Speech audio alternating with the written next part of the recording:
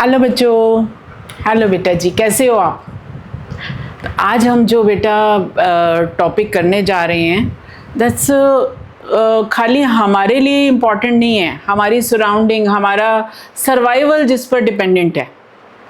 आज हम वो कर रहे हैं टॉपिक दैट्स आर एनवायरनमेंट, हमारा एनवायरनमेंट। चलिए आज हम डिटेल में पढ़ेंगे हमारे एनवायरनमेंट में क्या है, इकोसिस्टम है, कैसे ह्यूमन एक्टिविटीज़ हमारी ह्यूमन एक्टिविटीज़ कैसे हम इकोसिस्टम को डिस्ट्रॉय कर रहे हैं, हमें क्या क्या करना चाहिए। ये अवेयरनेस हर बच्चे को, हर इंसान को होनी चाहिए, जिससे कि वो अपने एनवायरनमेंट को बचा सके, अपने आप को बचा सके, क्योंकि हमारा एनवायरनमेंट ही है जो हमें अभी ज़िंदा रखने में सक्षम है। अगर हम अपने एनवायरनमेंट को नहीं बचाएंगे तो अल्टीमेटली हम अपना ही सर्वाइवल खतरे में डाल रहे हैं। चलिए अब शुरू करते हैं। हाँ जी बेटा, अब एक क्वेश्चन पूछूं आपसे। मान लो हमारे आसपास जो फूड चेन, आप ये पहले पढ़ ही चुके हो फूड चेन के बारे में। मान लो सारे के सारे डियर्स मार दिए जाएं तो क्या होगा? क्या कुछ फ़र्क पड़ेगा? आप देखते हो ना, लोग चोरी छुपे हंटिंग करते हैं डियर्स की, पोचिंग कहते हैं जिसको। तो उससे क्या असर पड़ेगा हमारे एनवायरनमेंट पे? आइए देखते हैं कि अगर मान लो या सारे फ्रॉग्स को ख़त्म कर दिया गया तो क्या होगा?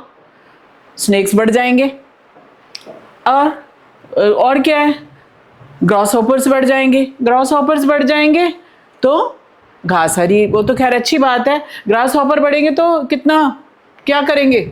ग्रास खाएंगे, उतनी हरियाली कम होगी। तो यहाँ पे आप देख रहे हो पूरा का पूरा बैलेंस बिगड़ गया है। अगर हम एक फूड चेन में से एक चीज़ को, एक ट्रॉफिक लेवल को हटा दें।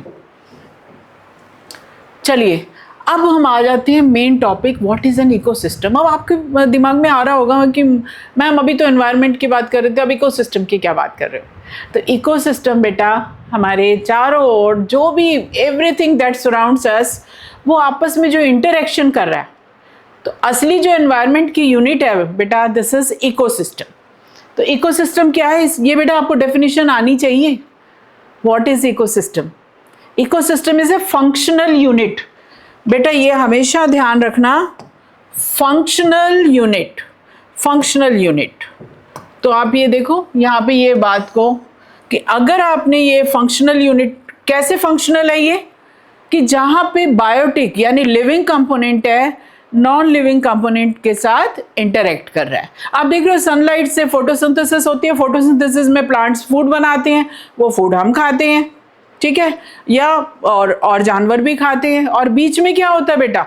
बीच में अगर कोई भी चीज़ गल सड़ जाती है, वो डिकम्पोजर्स अपना काम करते हैं। तो यहाँ पे आप देख रहे हो कि एक तरह से ये पूरी फूड चेन में एनर्जी फ्लो कर रही है। So ecosystem is the functional unit of nature where living organisms react या इंटरैक्ट बेटा वर्ड ध्यान रखिए, इंटरैक्ट विद नॉन लिविंग यानी ए बायोटिक कंपोनेंट के साथ इंटरैक्ट करते हैं। अब आपके अंदर क्वेश्चन उठेगा कि मैम लिविंग कंपोनेंट क्या होते हैं, नॉन लिविंग कंपोनेंट क्या है? नॉन लिविंग में आपके सनलाइट, एयर, वाटर, सॉइल। और लिविंग कंपोनेंट में आप देखोगे क्या क्या है? आपने देखा प्लांट्स हैं, डिकम्पोजर्स हैं, प्राइमरी कंज्यूमर हैं, सेकेंडरी कंज्यूमर हैं, टर्शरी कंज्यूमर हैं। चलिए तो अब हमें क्वेश्चन आता है कि हम क्यों स्टडी कर रहे हैं इकोसिस्टम के बारे में? क्यों? अभी जैसे मैंने आपको बोला कि हमारा सर्वाइवल बेटा किस पे डिपेंडेंट है? हमारे एनवायरनमेंट पे। हमारे एनवायरनमेंट में क्या होता है बेटा? हमारे एनवायरनमेंट में बायोटिक कंपोनेंट भी है, उसका नॉन बायोटिक भी है। तो हम सब इंटरडिपेंडेंट लाइफ जी रहे हैं। और आपने ये देखा है कि यहाँ पे एनर्जी फ्लो है, और क्या है, एनर्जी हमें कहाँ, ये देख रहे हो फूड चेन में, और न्यूट्रिएंट की साइक्लिंग हो रही है। ह्यूमन इम्पैक्ट से इकोलॉजिकल बैलेंस बिगड़ रहा है, हम कंजर्व कर रहे हैं। तो ये सारे एक्शंस के कारण हमें स्टडी करना चाहिए कि हम अपने नेचर को, अपने इकोलॉजी को, अपने इकोसिस्टम को कैसे बैलेंस करें। तो वो बहुत ज़रूरी है। तो यहाँ पे एक वर्ड यूज़ किया है कि बैलेंस। बैलेंस किसको बैलेंस करना? ताकि हमारा सर्वाइवल पॉसिबल हो, बैलेंस फॉर सर्वाइवल। चलिए आगे चलते हैं। इकोसिस्टम, तो अभी आपने देखा इट्स ए फंक्शनल यूनिट बेटा। It's a ecosystem is a functional unit where the living component और biotic component interacts with the non biotic या अबायोटिक कंपोनेंट, यानी नॉन लिविंग कंपोनेंट्स के साथ। अब बायोटिक कंपोनेंट में अब आपने देखा कि इकोसिस्टम के बेटा कितने पार्ट हो गए? दो कंपोनेंट हो गए। कौन कौन से? एक आपने देखा बायोटिक यानी जो लिविंग कंपोनेंट है, एक आपने देखा अबायोटिक यानी जो नॉन लिविंग कंपोनेंट है। बायोटिक में आप देखते हो क्या क्या आ जाते हैं? ग्रास या ग्रीन प्लांट्स आ गए, कुछ एनिमल्स जो हमारे आसपास हैं सारे वो। और एबायोटिक में आप देख रहे हो सनलाइट है और एयर है, वाटर है, ये सॉइल है, all these are abiotic component. तो ये दोनों मिलकर इंटरैक्ट करते हैं ताकि नेचर का बैलेंस, यानी इन दोनों के बीच का जो इंटरैक्शन है, इंटरैक्शन आपस में एक दूसरे का ख्याल रखना, इंटरैक्शन है, दैट इज नीडेड हमारे सर्वाइवल के लिए, वो बहुत ज़रूरत है। हाँ जी बेटा, तो अभी जैसे आपने देखा इकोसिस्टम में कौन कौन से बेटा दो कंपोनेंट्स है, एक तो बायोटिक, एक है abiotic. Biotic means living component, abiotic means non living component. अभी हम उन्हीं को ही जल्दी से देख लेते हैं कि ये दोनों आपस में मिलकर किस तरह से नेचर में बैलेंस बना के रखते हैं। इसमें आप देखिए कि जैसे फूड है यानी प्लांट्स है, एल्गी है, इन सब पे ये हर्बीवोर्स या प्राइमरी कंज्यूमर्स डिपेंडेंट है। हर्बीवोर्स, कार्निवोर्स, ये सब डिपेंडेंट है। कार्निवोर्स इन पे डिपेंडेंट है। और डीकम्पोजर्स जो है, जो तोड़ते हैं क्या, डेड मटेरियल, डिकेइंग मैटर, उसको डिके करते हैं। और एबायोटिक कंपोनेंट अभी आपने देखा, सॉइल, वाटर, एयर, सनलाइट, ये सारे क्या है, एबायोटिक कंपोनेंट है। ये दोनों आपस में इंटरेक्ट करके एक बैलेंस लाइफ में बना के रखते हैं, इकोसिस्टम में बैलेंस बना के रखते हैं, जिसको हम इकोलॉजिकल बैलेंस कहते हैं बेटा। ठीक है, इसी से ही लाइफ सपोर्ट होती है। तो ये आप इसमें हमने again we are talking about what, we are talking about balance in nature. हम फिर से बैलेंस की बात कर रहे हैं कि ये कंपोनेंट्स बैलेंस बना के रखते हैं। चलिए अब आगे हम टाइप्स ऑफ इकोसिस्टम्स। आप बेटा दो तरह के टाइप्स हो सकते हैं, एक नेचुरल जो भगवान ने बनाया है, एक आर्टिफिशियल जो इंसान ने बनाया। ठीक है, अब उसमें भी आगे हम डिवाइड कर सकते हैं बेटा। नेचुरल में क्या क्या हो सकता है? आप देखो फॉरेस्ट है, ये भी एक इकोसिस्टम है। ग्रासलैंड है, ये भी एक इकोसिस्टम है। डेजर्ट है, ये भी एक इकोसिस्टम है। सिंगल ये भी एक इकोसिस्टम है, डेजर्ट भी। और क्या है बेटा? और कोई एग्जांपल? आर्टिफिशियल में क्या हो? घर में आपने एक्वेरियम रखा है, वो भी एक है। गार्डन आपके आसपास है, वो भी एक आर्टिफिशियल है, क्योंकि इंसानों ने गार्डन को मेंटेन कर रहे हैं। और इसको एक तो नेचुरल और आर्टिफिशियल में बेटा डिवाइड कर सकते हैं। और क्या डिवाइड कर सकते हैं? नेचुरल में भी ये टेरेस्ट्रियल हो सकते हैं, यानी लैंड के ऊपर। आप देख रहे हो फॉरेस्ट में सब रहते हैं। ग्रासलैंड जहाँ पे बड़े बड़े प्रेरीज हैं, डेजर्ट एरिया, ये सारे क्या है, टेरेस्ट्रियल या लैंड के ऊपर बेस्ड इकोसिस्टम्स। बड़े इकोसिस्टम्स को हम बायोम्स कहते हैं। एंड एक्वाटिक में आप देखते हो पॉन्ड होता है छोटा, उसमें आपको कई तरह के प्लांट्स और एनिमल्स मिलेंगे, यानी फिश वगैरह मिलेंगी। लेक में भी आपको फिश और कई प्लांट्स मिलेंगे। रिवर में भी ऐसी एक बैलेंस बना होता है जिसमें नेचुरल क्लींजिंग इसकी होती रहती है। ओशियन में भी लाखों करोड़ों आपको प्लांट्स और एनिमल्स मिलेंगे। तो यहाँ पे दोनों, चाहे वो टेरेस्ट्रियल हो यानी वो चाहे वो नेचुरल हो चाहे वो आर्टिफिशियल हो, आर्टिफिशियल में आप देखते हो खेत वगैरह होते हैं जो एग्रीकल्चरल फील्ड्स, वो आर्टिफिशियल है, इंसान ही उगाता है ना क्रॉप्स को। तो गार्डन में आप देखते हो बहुत अच्छे से फूल वगैरह मेंटेन करते हैं माली। ऐसे एक्वेरियम बड़े बड़े होते हैं जिनमें हम फिश वगैरह और एक्वेटिक एनिमल्स को सपोर्ट करते हैं, सेटअप बनाते हैं। तो चाहे नेचुरल हो चाहे आर्टिफिशियल हो, ये दोनों बेनिफिशियल हैं हम सब इंसानों की ज़िंदगी के लिए, चाहे वो नेचुरल हो चाहे वो आर्टिफिशियल हो, पर सभी बहुत इम्पॉर्टेंट है। इसमें अभी आपने देखा गार्डन है, क्रॉप फील्ड है, तो ये सब बहुत ज़रूरी है।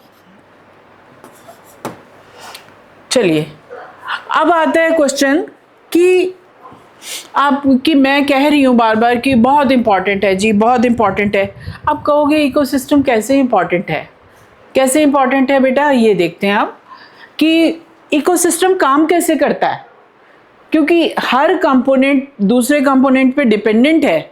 जैसे सनलाइट, वाटर, एयर, सॉइल। आपको पता है सॉइल बहुत इंपॉर्टेंट है क्योंकि उसमें प्लांट्स उगेंगे। सनलाइट इंपॉर्टेंट है क्योंकि प्लांट्स फोटोसिंथेसिस कर सकेंगे। वाटर इंपॉर्टेंट है ताकि हम सरवाइव कर सके। वाटर तो आपको पता ही है, it's elixir of life, elixir यानी अमृत है हमारी ज़िंदगी का। और आपको मालूम ही है एयर, ऑक्सीजन, दोनों ये प्लांट्स को कार्बन डाइऑक्साइड भी चाहिए, ऑक्सीजन भी चाहिए। ऑक्सीजन चाहिए रेस्पिरेशन के लिए, कार्बन डाइऑक्साइड चाहिए किसके लिए? फोटोसिंथेसिस के लिए। तो आपने यहाँ देखा। और बायोटिक कंपोनेंट में आपने देखा 3 इंपॉर्टेंट कंपोनेंट्स हैं। सबसे पहला प्रोड्यूसर, प्रोड्यूसर का मतलब जो फूड प्रोड्यूस कर रहा है। तो आपने यहाँ देखा 3 अभी जो हम बायोटिक कंपोनेंट की बात करते हैं, बायोटिक कंपोनेंट में आपने देखा क्या क्या देखा बेटा? सबसे पहले आपने देखा कि कुछ होते हैं प्रोड्यूसर्स। प्रोड्यूसर्स क्या होते हैं? दे डू फोटोसिंथेसिस, फोटोसिंथेसिस करके क्या करते हैं? फूड बनाते हैं। They do photosynthesis and produce food. और दूसरा आपने देखा कंज्यूमर्स। कंज्यूमर्स में 2 तरह के प्राइमरी और सेकेंडरी होते हैं। वैसे तो टर्शरी भी होता है। प्राइमरी में जो कि हर्बीवोर्स हैं, सेकेंडरी में जो कार्निवोर्स हैं, यानी ये प्लांट्स को खाते हैं, ये एनिमल्स को खाते हैं, सेकेंडरी कंज्यूमर्स। और ओमनिवोर्स भी होते हैं। और तीसरा आपने देखा अभी डीकम्पोजर्स। बेटा दिस इज़ वेरी इंपॉर्टेंट, ये आपके बोर्ड में रोल ऑफ डीकम्पोजर्स हमेशा पूछा जाता है बेटा। इसीलिए इस पे मैं आप आगे की स्लाइड में देखोगे मैंने डीकम्पोजर्स के ऊपर बहुत ज़ोर दिया है, क्योंकि मुझे पता है इस पे 2 मार्क्स का क्वेश्चन तो आपका आएगा ही आएगा। Role of decomposers in a ecosystem, in an ecosystem. तो यहाँ पे आपने देखा ये फूड बना रहे हैं, ये फूड खा रहे हैं, ईट कर रहे हैं। और डीकम्पोजर क्या कर रहे हैं? दे ब्रेक डाउन एंड ये कॉम्प्लेक्स ऑर्गेनिक मैटर को किस में कर देते हैं? कन्वर्ट, सिंपल न्यूट्रिएंट्स में कन्वर्ट कर देते हैं जो सॉइल में वापस आ जाते हैं। तो सिंपल न्यूट्रिएंट्स में कन्वर्ट कर देते हैं। तो यहाँ पे आपने अभी हम इनके बारे में और भी देखते हैं। तो अब हम आ गए फूड चेन। बेटा ये आपने 6th-7th में भी पढ़ा होगा, 6th-7th में भी इसके बारे में, फूड चेन, हु ईट्स हुम। फूड चेन की अगर डेफिनेशन बेटा बोलूँ, हु ईट्स हुम, कौन किसको खाता है, इज द फूड चेन। तो ये food chain shows the transfer of energy. बेटा जब फूड हम क्यों लेते हैं? एनर्जी के लिए लेते हैं ना। तो एक फूड चेन में एनर्जी का ट्रांसफर हो रहा है एक तरह से फूड के ट्रांसफर के थ्रू। तो ये हम देखें, सनलाइट से हमें कुछ एनर्जी मिली, यानी प्लांट्स ने वो फोटोसिंथेसिस किया, फोटोसिंथेसिस से कुछ फूड बनाया उन्होंने, और वो फूड को खाया ग्रास हॉपर या कुछ हर्बीवोर्स ने खाया, उनको सेकेंडरी कंज्यूमर यानी फ्रॉग ने खाया, फ्रॉग को स्नेक ने खाया, स्नेक को ईगल ने खाया, टॉप कंज्यूमर। तो ये क्या है बेटा? Food chain. आपने देखा हर स्टेप पे कुछ ना कुछ एनर्जी यूज़ हुई है और अगले वाले को कम एनर्जी मिलती है। अभी हम ये डायरेक्शन ऑफ एनर्जी ट्रांसफ़र कह सकते हैं इसको। तो यहाँ पे फूड चेन में आपने क्या देखा बेटा? फूड चेन में अभी आपने देखा हु ईट्स हुम। ये क्या है? फूड चेन क्या है? It tells us about the transfer of energy. Energy का ट्रांसफ़र हो रहा है एक ट्रॉफिक लेवल से दूसरे लेवल पे थ्रू फूड के थ्रू। तो वो उसके बारे में ये बता रहा है। चलिए आगे हम आते हैं। अब हम आ गए ट्रॉफिक लेवल। ट्रॉफिक लेवल क्या होता है बेटा? ट्रॉफ वर्ड जहां पे भी आएगा, trophe means nutrition, nutrition. Trophic level means nutritional level. आप देखो ये सारे एक न्यूट्रिशन लेवल है ना। प्रोड्यूसर फूड बना रहे हैं, प्रोड्यूसर यानी जो भी ग्रीन प्लांट्स हैं वो प्रोड्यूसर है, दे आर मेकिंग फूड। उसको खाने वाले प्राइमरी कंज्यूमर या हर्बीवोर्स। और ये सेकंड ट्रॉफिक लेवल हो गया बेटा। फर्स्ट प्राइमरी जो हमारा है ऑटोट्रॉफ्स हैं, फिर हेटेरोट्रॉफ्स आ जाते हैं। तो ऑटोट्रॉफ हेटेरोट्रॉफ तो बेटा आपने पढ़ा होगा पहले भी। ऑटोट्रॉफ्स जो अपना फूड खुद बनाते हैं, पकाते नहीं है, बनाते हैं। दे यूज सिंपल इनऑर्गेनिक एलिमेंट्स या compounds like carbon dioxide and water and make food. तो ये ऑटोट्रॉफ होते हैं। प्राइमरी कंज्यूमर या ये जो हर्बीवोर्स हैं उनको प्राइमरी कंज्यूमर भी कहते हैं, ये प्लांट ईटर्स हैं। Secondary they are animal eaters, frog हो गया, स्नेक हो गया। और टॉप कंज्यूमर्स में बेटा को जो इनको भी खाता है। तो यहाँ पे आपने देखा बेटा कितने लेवल आए, 1 2 3 4। जनरली आप देखोगे ट्रॉफिक लेवल 3 4 5 मैक्सिमम 5 होता है। 3 4 5 लेवल्स होते हैं, इससे ज़्यादा नहीं होता। अब अभी हम अगले उसमें डिस्कस करेंगे बेटा कि क्यों। और आपने एक चीज़ और देखा, ये नंबर पिरामिड भी है। ये ट्रॉफिक लेवल में आप देखोगे सबसे नीचे सबसे ज़्यादा नंबर है, ठीक है, यानी ग्रीन प्लांट सबसे ज़्यादा है। उससे कम क्या है? प्लांट ईटर्स यानी हर्बीवोर्स। उससे कम क्या है? सेकेंडरी कंज्यूमर, क्योंकि ये प्राइमरी कंज्यूमर को खाते हैं। और ये सबसे कम जो होते हैं टॉप कॉर्निवोर या टॉप कंज्यूमर। तो यहाँ पे आपने ये देखा है एनर्जी कहाँ से जा रही है, नीचे से ऊपर की ओर। और इसमें आपने ये भी देखा कि नंबर भी कम हो रहा है। किसका नंबर कम हो रहा है? एनिमल्स का नंबर भी। तो अगर हम इसको यहाँ पे देखें कि क्योंकि एनर्जी भी कम हो रही है, ऊपर जा रहे हैं, और नंबर, यहाँ पे आपको दोनों चीज़ें बताई हैं। एक तो नंबर, ये नंबर पिरामिड भी है, ये पिरामिड कहलाता है बेटा। ये नंबर पिरामिड भी है और साथ साथ इसको हम एनर्जी पिरामिड भी कह सकते हैं। एनर्जी भी ऊपर कम होती जा रही है और नंबर भी कम होता जा रहा है, तो इट इज़ रिड्यूसिंग। अब हम आगे फूड वेब। बेटा आपने सुना होगा ना फूड वेब। अब खाली ये तो नहीं है कि एक फूड चेन चल रही है पूरे, उसमें एक ही फूड चेन नहीं चलती रहती। आप देखो घास कोई खाली डियर तो नहीं खाता ना, या ग्रीन प्लांट्स को खाली डियर तो नहीं खाता। There are so many other herbivores. Rabbit है, गाय है, इधर बहुत सारे हैं जो हर्बीवोर्स हैं जो खाते हैं। तो ये सारी फूड चेन जब इंटरलिंक्ड होती हैं तो फूड वेब क्या है? Food web is an, food web क्या है बेटा? आपने अभी देखा ये क्या है? अ नेटवर्क ऑफ, आप देख रहे हैं एक नेटवर्क सा बना हुआ है, interconnected food chains, interconnected food chains. यहाँ पे आप देख रहे हो कितनी फूड चेन चल रही हैं। देखो इसको ग्रास को खाया, ये कई लिजर्ड भी लेती हैं जो उसमें देखते हो आप, कई ग्रीन लिजर्ड होती हैं जो खाती हैं इसको, और उनको लिजर्ड को स्नेक खाता है, स्नेक को खाता है ईगल, इसको ग्रास हॉपर भी खाता है, और स्नेक इसको भी खाता है। और आपने इधर देखा फ्रॉग ग्रास हॉपर को खा रहा है, ग्रास और फ्रॉग को कोई ईगल बर्ड वो खा रहे हैं। तो कई मल्टीपल फूड चेन्स जो अब एक इकोसिस्टम में होती हैं और सब इंटरकनेक्टेड, जो इनका नेटवर्क बन जाता है, we call it food web. तो यानी फूड सोर्स को मिलने के एक से ज़्यादा वो भी होते हैं, पाथवे भी होते हैं, यानी एक से ज़्यादा more than one predator can be there.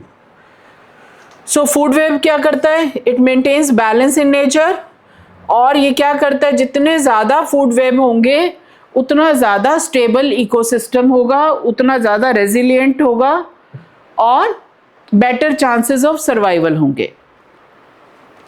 तो चलिए अब हम अगले उस पे चलते हैं।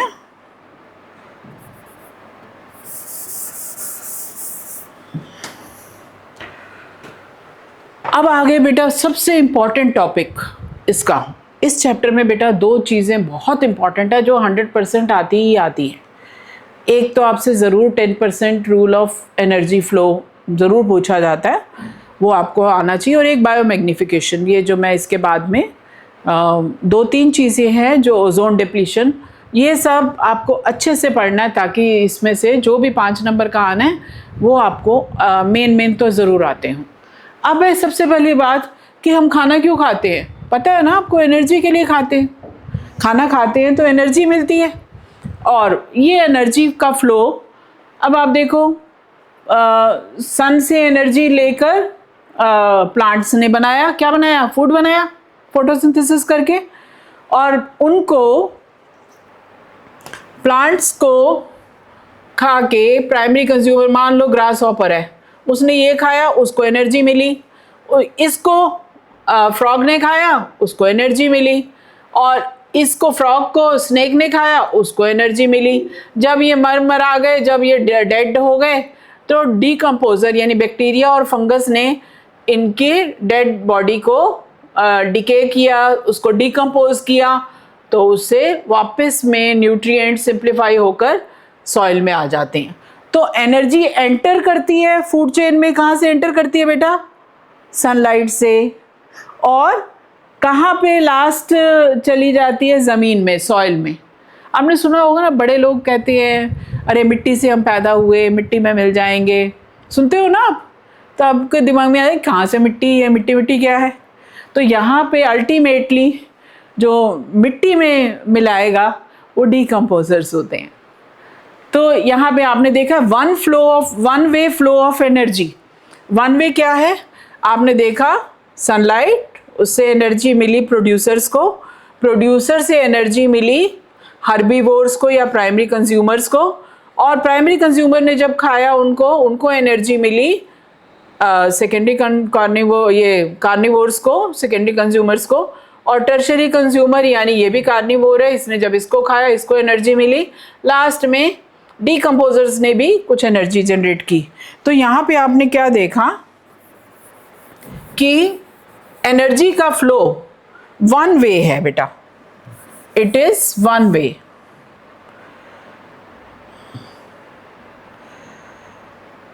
इट इज वन वे, ठीक है?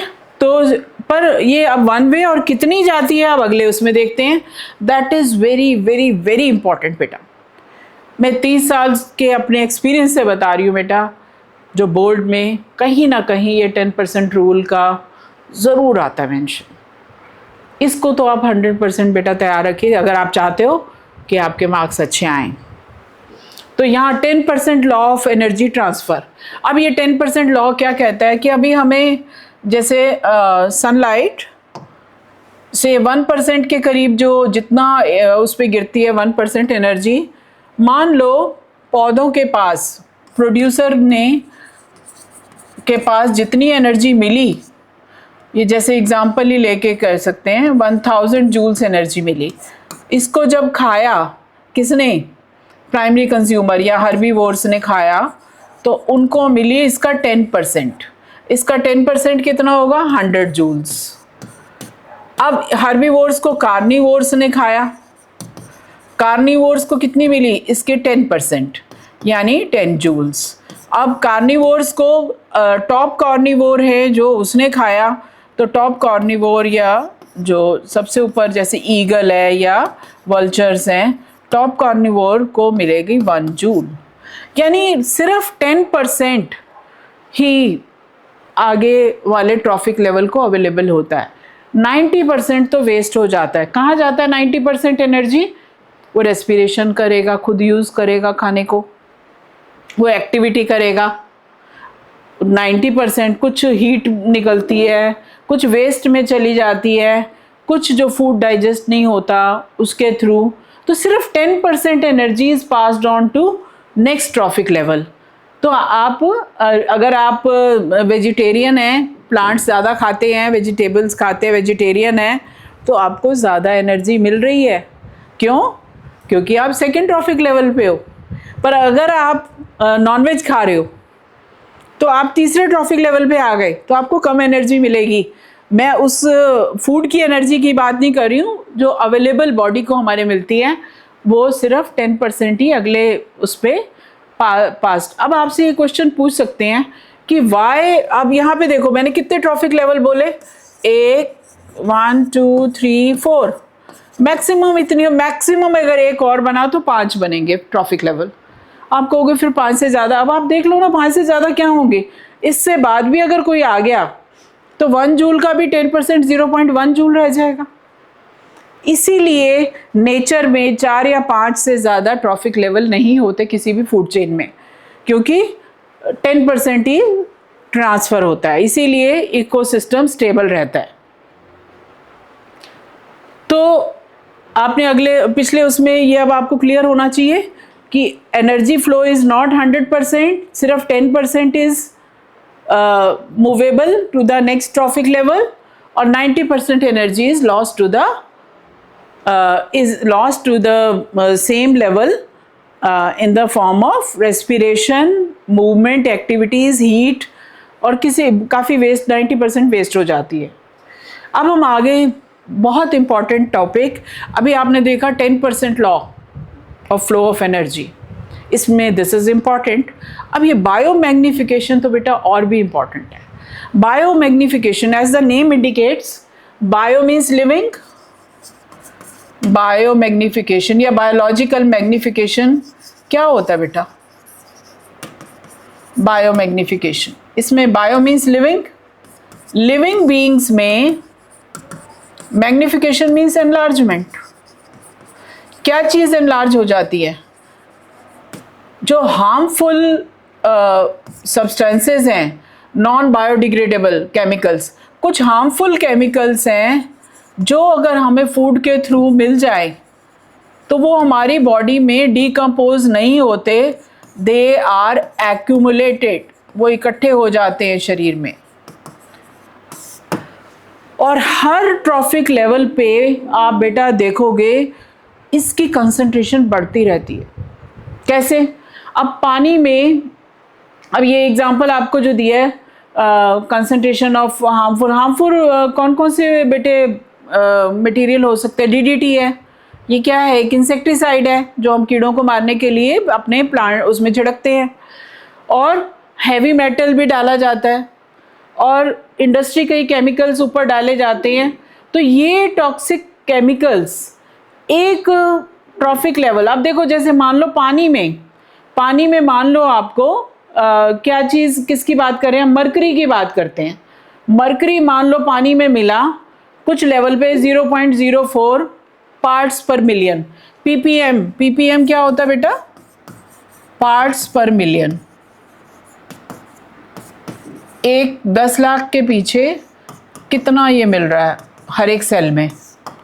यहाँ पे मान लो 0.04% था, 0.04 पार्ट्स पर मिलियन।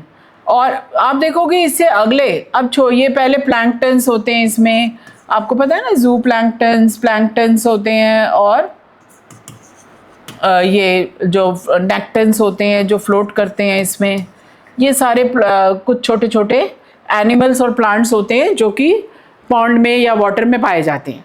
अब इनको खाएंगी फिश, एक ही बार तो नहीं खाएंगी ना, बहुत बारी खाएंगी। अब इनके अंदर जो कंसंट्रेशन अगर दूर दूर थी, इनके अगर सेल्स में हम देखेंगे उसकी कंसंट्रेशन पास हो गई है। अब ये भी बड़ी मछली छोटी मछली को खाती है, छोटी फिश को जब खाएगी तो इसके सेल्स में इसकी कंसंट्रेशन बढ़ जाती।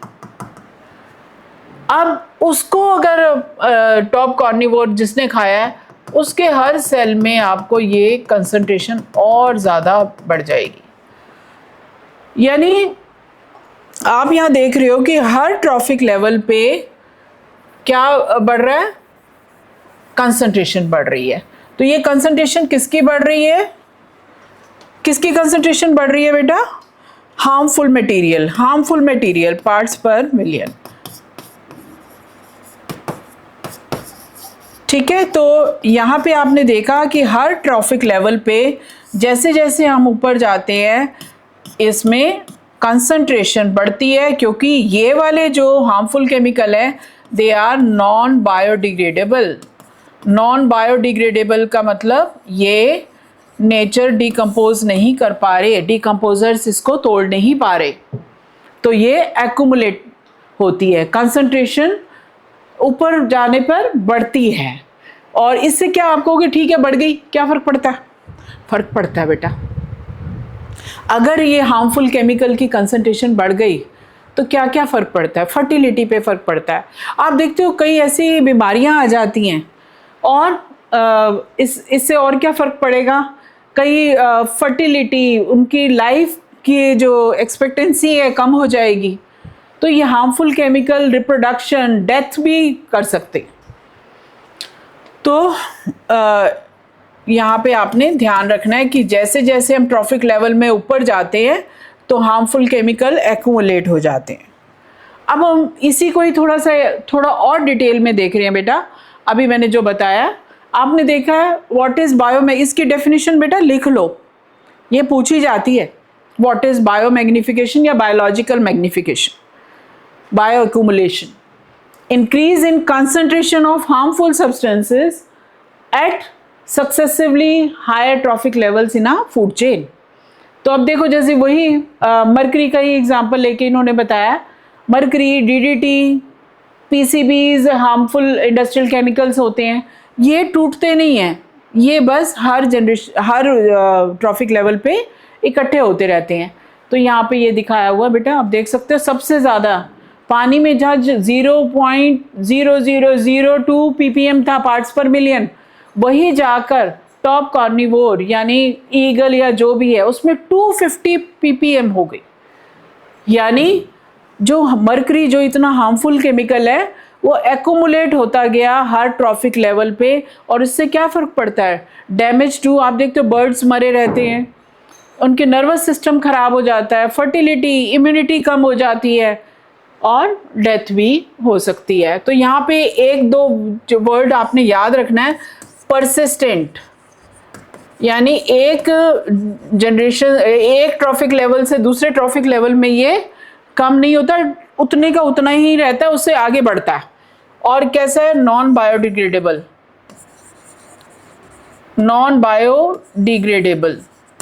और एक्यूमुलेशन, ये वर्ड आपको याद होने चाहिए। और ये ना तो शरीर से निकलते हैं, शरीर के सेल के अंदर अपना घर बना लेते हैं परमानेंट, और फैटी टिश्यूज़ में जुड़ते हैं। कहाँ पे, फैटी टिश्यू के अंदर, फैटी सेल्स के अंदर जुड़ते हैं। और ये जब भी आप देख रहे हो कि हम एक सोर्स से लेकर पूरी फूड चेन में देखेंगे ये बढ़ता जाता है, concentration of harmful substances increases. तो अब ये क्वेश्चन है, अभी हमने दो इम्पॉर्टेंट बेटे टॉपिक पढ़े। आपने अभी देखा पहला था 10% एनर्जी रूल ऑफ एनर्जी, और फिर हमने देखा बहुत इम्पॉर्टेंट टॉपिक बायोमैग्निफिकेशन। दोनों बहुत इम्पॉर्टेंट है बेटा। हाँ जी बेटा, तो अभी हमने इकोसिस्टम के बारे में पढ़ा। अब ये भी है कि इंसान हम कहाँ कहाँ नुकसान कर रहे हैं, क्या क्या नुकसान कर रहे हैं। आप देखो, हम सबके घरों में फ्रिज होता है बेटा, सबके एसी चलते हैं, सबके घरों में ये आप फ्रेगरेंस यूज़ करते हो ना बेटा, फ्रेगरेंस यूज़ करते हो या स्प्रेज यूज़ करते हो, इंसेक्टिसाइड स्प्रे यूज़ करते हो, हिट विट सब करते हो ना यूज़। इन सब में बेटा हार्मफुल केमिकल्स होते हैं। और आप देखते हो हम इंसान लोग फैक्ट्रियाँ इतनी लगाते हैं, उसमें धुआं निकलता रहता है, पोल्यूशन करते हैं, इतना कूड़ा, क्योंकि पॉपुलेशन बढ़ रही है तो गार्बेज भी बढ़ रहा है। ऐसे ही अंधाधुंध हम, क्योंकि हम अर्बनाइजेशन कर रहे हैं, यानी we want more and more space for people. अब जितनी ज़्यादा population, the more space we need for residential accommodation.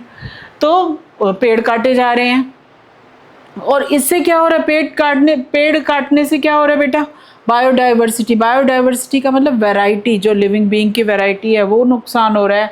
Climate change हो रहा है, पौधे जो हमारे बारिश होती है जिनसे ये क्लाइमेट को चेंज हो रहा है. ग्लोबल वार्मिंग आपने पढ़ा है, ग्लोबल वार्मिंग हो रही है, पानी की कमी हो रही है, फूड की इनसिक्योरिटी हो रही है, हेल्थ हैज़र्ड्स हो रही हैं, बीमारियां हो रही हैं. तो ये सारे जो हमारी ह्यूमन एक्टिविटीज़ हैं, हमने अपने ओजोन होल्स को क्या कर दिया है बेटा, डिप्लीट कर दी, ओजोन होल पैदा कर दिए हैं. हाँ जी बेटा. तो अभी आपने देखा कि इंसान जो है वो कहते हैं ना, जिस थाली में खा रहा है उसी थाली में छेद कर रहा, जिस डाल पे बैठा हुआ उसी डाल को काटे जा रहा है. तो उससे क्या होगा, गिरेगा ही, है ना. तो यहाँ पे हमने क्या क्या, अभी हम बात कर रहे थे कि क्या क्या चीज़ें हैं जो हमारे इकोसिस्टम को डिस्टर्ब कर रहे हैं. अभी आपने देखा कि पोल्यूशन, हम फैक्ट्रियाँ लगाए जा रहे हैं, हम पेड़ों को काटे जा रहे हैं, और इतना वेस्ट हो जाता है क्योंकि पॉपुलेशन बढ़ रही है तो वेस्ट भी बढ़ रहा है. और यूवी रेज, हम फ्रिज, एसी और इनके थ्रू CFCs कहते हैं, क्लोरोफ्लोरोकार्बन्स, इतने जनरेट होते हैं और वो यूवी रेज को एंटर करने देते हैं फिर, क्योंकि ओजोन में होल्स हो गए हैं. ये सारे केमिकल्स, पेस्टिसाइड, इतना हम इररेस्पॉन्सिबल हो गए अपने एनवायरनमेंट के लिए कि जो एनवायरनमेंट हमें लाइफ दे रहा है, जो हमें सब कुछ दे रहा है, उसी को ही हम काटने पे लगे. तो अब और क्या क्या कर रहे हैं इससे, हमारी एक्टिविटी से क्या क्या नुकसान. अब हम मेजर 2 नुकसान के बारे में बात करेंगे.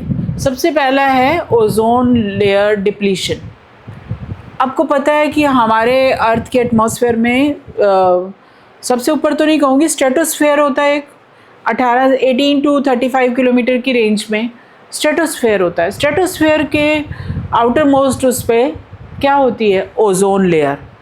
ओजोन लेयर क्या करती है बेटा, ओजोन लेयर प्रोटेक्ट करती है जो सन से हार्मफुल रेडिएशंस आती हैं. ओजोन क्या होता है, O3, यानी ऑक्सीजन ऑक्सीजन ऑक्सीजन, 3 ऑक्सीजन के एटम्स मिलकर एक ओजोन बनाते हैं. और इसका काम क्या है कि जो बाहर सनलाइट से यूवी रेज आती हैं, 3 तरह की सनलाइट से यूवी रेज आती हैं, UVA, UVB, UVC. और सबसे ज़्यादा इसमें से जो हार्मफुल है UVC है. बट भगवान की एक ये बहुत बड़ी कृपा है कि UVC जो सबसे ज़्यादा हार्मफुल है वो तो अंदर पहुंच ही नहीं पाती. जितनी भी ओजोन थोड़ी बहुत है वहाँ पे, वो उसको अंदर आने ही नहीं देती.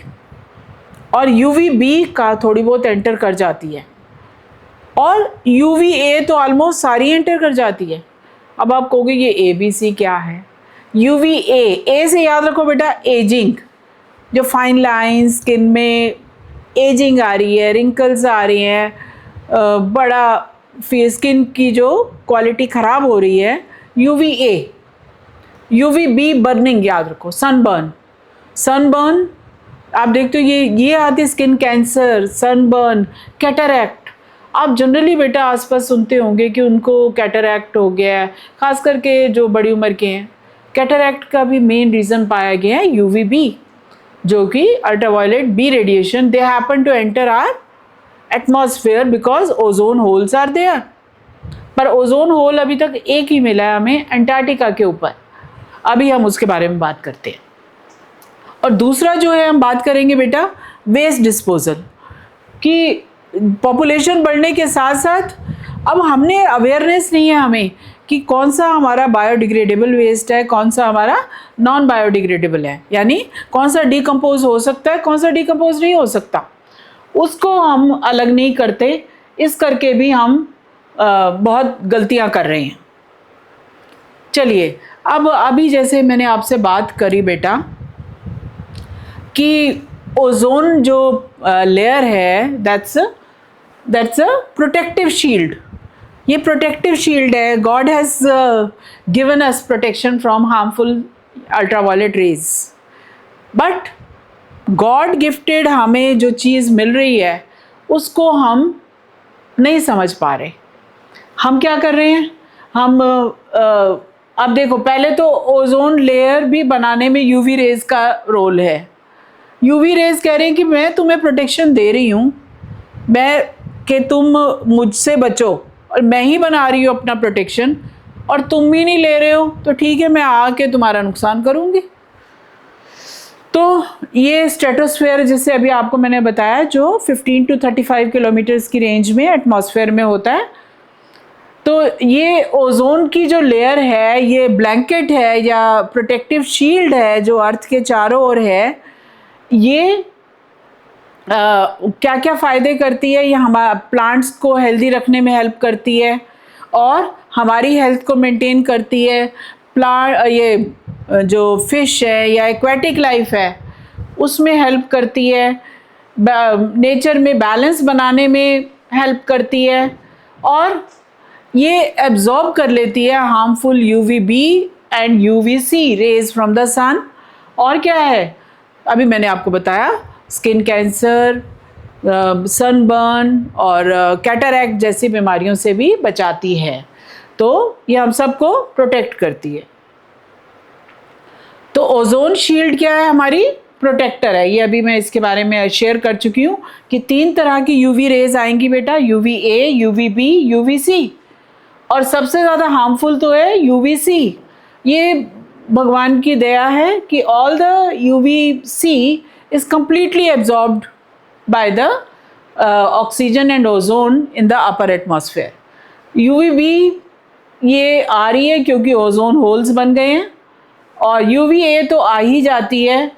क्यों आ जाती है? क्योंकि इसकी जो वेवलेंथ है वो कम है, और ये आ जाती है और अर्थ पे ये एजिंग करती है. UVA कॉजेज एजिंग, हार्मफुल है, स्किन एजिंग करती है.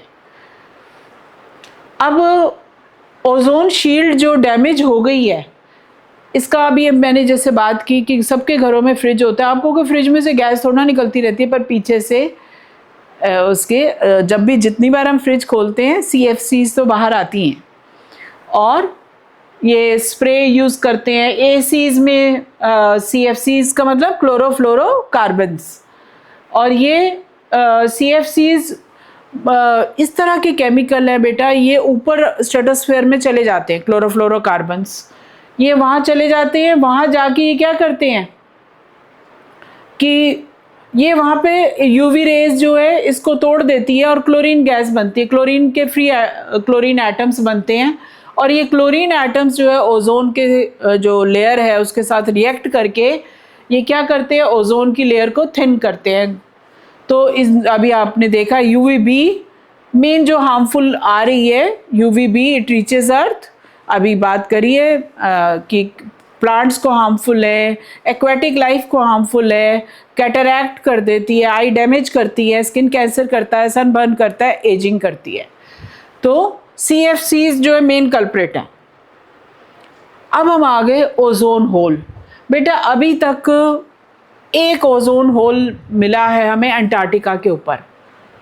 तो मुझे याद है मैं जब पढ़ा रही थी बेटा क्लास में, ये हर बार बच्चों का क्वेश्चन आता है कि मैम ओजोन होल वहाँ पे क्यों मिले, वहाँ तो कोई इंसान भी नहीं रहता, अंटार्कटिका बर्फ़ जमी रहती है, तो अंटार्कटिका पे क्यों ओजोन होल्स हैं. होने चाहिए तो जहाँ पे इंसान है या जहाँ पे ज़्यादा पॉपुलेशन है वहाँ पे होना चाहिए. तो मैंने कहा दैट्स वेरी गुड क्वेश्चन. हो सकता है आपके दिमाग में भी ये क्वेश्चन आ रहे हो. तो ये कि ओजोन होल जो बन गए हैं जहाँ पे ओजोन लेयर डिप्लीट हो गई है, ये क्यों बनी है. अभी जैसे बेटा हम इसी की बात करेंगे कि UVB जिससे रीच कर रही है, क्यों है ये. अभी आपसे जो क्वेश्चन जो ज़्यादातर बच्चों ने ये पूछा, इसीलिए मैंने ये वाला क्वेश्चन की स्लाइड डाली है. ये बच्चों का क्वेश्चन है कि why does the ozone hole form over Antarctica. Antarctica के ऊपर क्यों बनी है भाई. ये बनना चाहिए तो जहाँ पे सब लोग रहते हैं, क्योंकि हम CFC यूज़ कर रहे हैं ना, वहाँ तो कोई बंदा ही नहीं है, CFC कहाँ से आ गई. तो even though there are no people there. तो यहाँ पे बेटा ये that's very important question, it can be asked कि आपने जो भी चीज़ें बेटा फ्रिज, एसी या हम हार्मफुल केमिकल जो इंडस्ट्री से निकलते हैं जिसमें क्लोरीन होती है, क्लोराइड्स होते हैं, ये ऊपर स्ट्रेटोस्फेयर में चले जाते हैं। अब स्ट्रेटोस्फेयर में जाने पर एंटार्क्टिका में क्या है बेटा, बहुत ठंडा, आपको पता है ना, -78 डिग्री सेल्सियस टेम्परेचर है। इतना टेम्परेचर होने पर क्या होता है, वहाँ पे बन जाते हैं पोलर स्ट्रेटोस्फेरिक क्लाउड्स, ठंडे। इतनी ठंड के कारण जो क्लोरीन जो है एक्टिवेट हो जाती है इन गैसेस में से, और क्लोरीन जब एक्टिवेट हो जाती है तो क्या होता है, ये एक्टिवेटेड क्लोरीन क्या करती है, ओजोन के साथ रिएक्ट करके उसको ऑक्सीजन बना देती है, और लार्ज स्केल ओजोन, ये देख रहे हो होल बना हुआ, और ये ओजोन होल्स ये देख रहे हो यहाँ पे बेटा, ये देख रहे हो, ये एंटार्क्टिका पे देखा गया है। और ये बढ़ते हैं जैसे जैसे स्प्रिंग सीजन बढ़ता है, सितंबर टू अक्टूबर में ये ओजोन होल्स बढ़ जाते हैं। बताएंगे क्यों? क्योंकि तब सनलाइट अच्छी हो जाती है, थोड़ा सा बर्फ़ पिघलने लगती है, और सनलाइट जब ज़्यादा होगी तो सनलाइट ज़्यादा होने से क्या होगा, ये रिएक्शन कम फास्ट हो जाएगा। तो आपने क्या देखा यहाँ पे बेटा, यहाँ पे आपने देखा CFCs जो हैं बहुत ऊपर चली जाती है। एंटार्क्टिका का जो एक्सट्रीम कोल्ड टेम्परेचर है उससे क्या बने, PSC अभी आपको मैंने फिर से बता रही हूँ, PSC क्या है बेटा, P for polar, S for stratospheric, यानी स्ट्रेटोस्फेयर में क्लाउड्स। ये क्या करते हैं, ये आपको अभी आपने देखा कि ये उसमें क्लोरीन, एक्टिवेटेड क्लोरीन से O3 को O2 में बदल देते हैं, जिससे कि ओजोन होल, वहाँ पे ओजोन ख़त्म हो जाती है। तो ये आपको पता होना चाहिए। अब ओजोन से अब हम देखते हैं, ये वही चीज़ है कि अगर जो वेस्ट हमने प्रोड्यूस, अभी तक तो ओजोन की बात कर रहे थे, अब है हम जो पॉपुलेशन के कारण हमारा वेस्ट बहुत ज़्यादा प्रोड्यूस हो रहा है, गार्बेज प्रोड्यूस हो रहा है। पर गार्बेज में आप देखो दो तरह का होता है, बायोडिग्रेडेबल और नॉन बायोडिग्रेडेबल। तो ये हम पोल्यूशन कर रहे हैं और ये गार्बेज इकट्ठा हो रहा है, तो इसको हमें कैसे मैनेज करना होगा।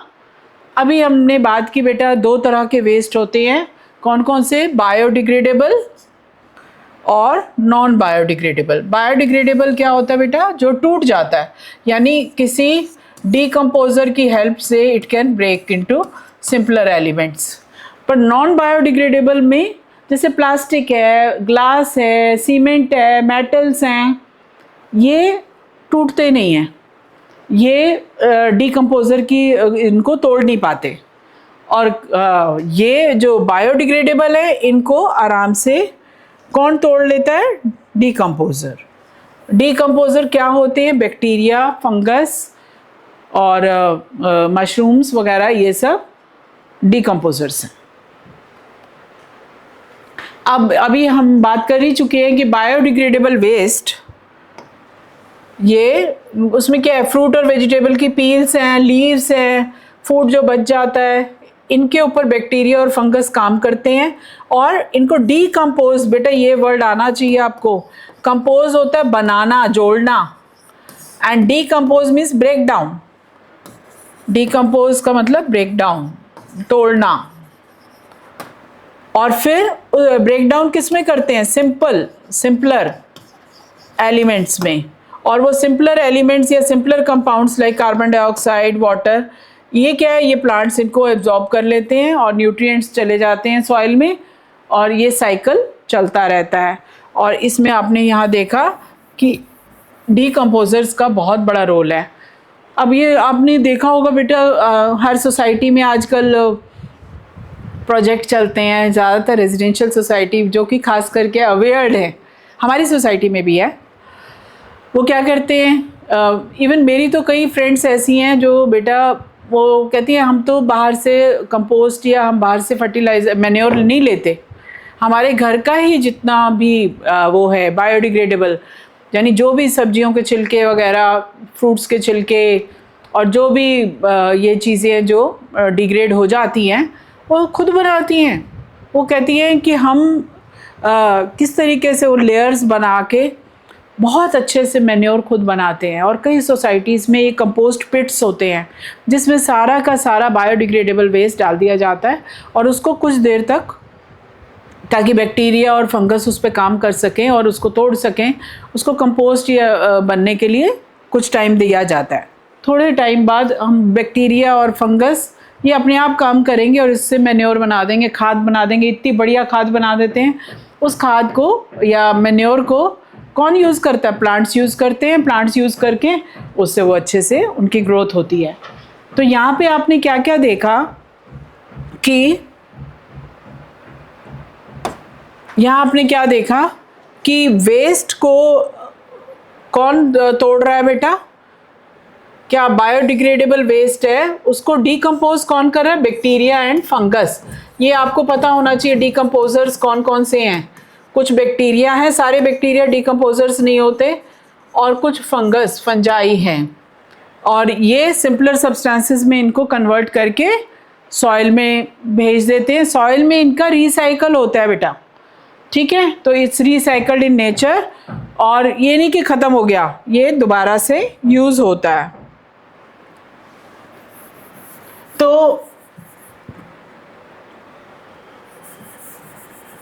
अब हम ये आगे देखते हैं बेटा कि ये क्वेश्चन बेटा हर साल आता है, every year. What is the role of decomposers in our ecosystem या फूड चेन?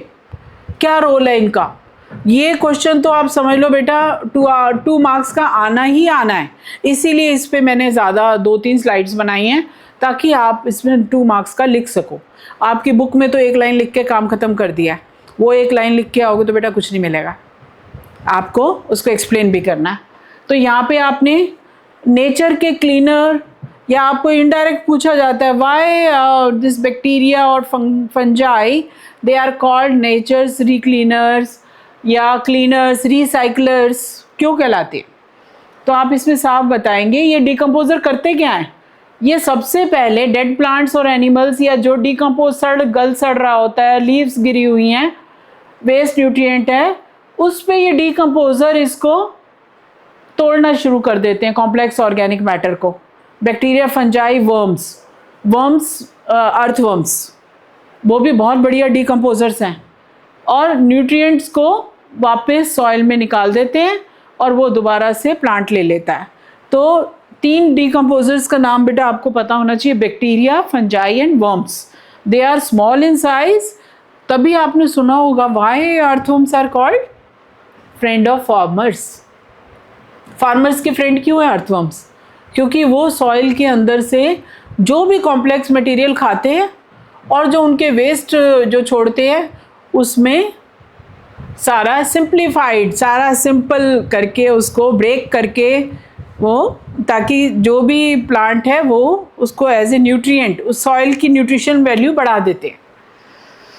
तो विदाउट डिकम्पोजर क्या होगा? अगर डिकम्पोजर ना होते सारी जगह डेड चीज़ें पड़ी रहती और पाइल अप हो जाती, and life on the earth wouldn't have been possible. तो डिकम्पोजर अभी आपने देखा कि ये कैसे काम कर रहे हैं, कि ये उसको तोड़ते हैं। कैसे तोड़ते हैं? एंजाइम छोड़कर।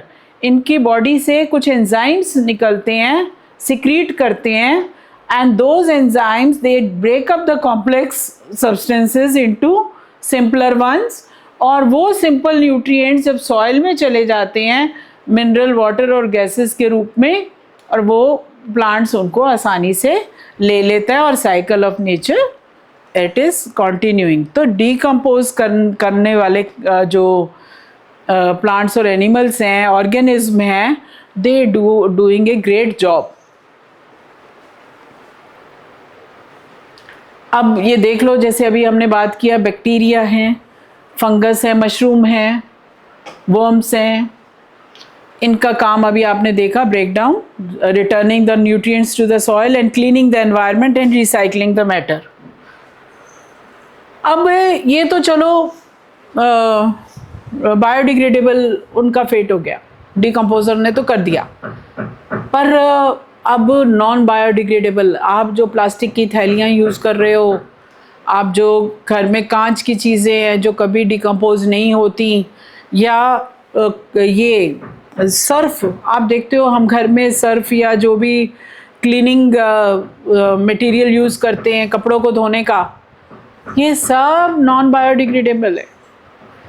और पॉलीथीन का तो आपने सुना भी होगा बेटा, कितने सारे हर्बीवोर्स, कितने सारी गायें मर गई क्योंकि उन्होंने, अब वो छानेंगे तो नहीं ना, जब कूड़े में मुंह मारेंगे तो कूड़े में उनको कांच भी मुंह में आएगा, कितने लहूलुहान हो जाते हैं, और साथ ही साथ वो पॉलीथीन भी खा जाते हैं। पॉलीथीन खाने से, चोकिंग होने से कितने एनिमल्स की डेथ हो गई है। तो ये हमें ध्यान रखना है कि इस तरीके से हमारी लापरवाही के कारण कम से कम हम इन बेजुबान जीवों को नुकसान ना पहुंचाएं। और इसके अलावा ये पाइल अप होते रहते हैं, ये कभी भी ब्रेक डाउन नहीं होते नॉन बायोडिग्रेडेबल। तो हमें क्या करना चाहिए, कुछ तो करना पड़ेगा कि हमारी वजह से जब इस इकोसिस्टम में बैलेंस बिगड़ रहा है तो हमें कुछ तो करना पड़ेगा। तो क्या क्या करना पड़ेगा अभी हम बात करेंगे।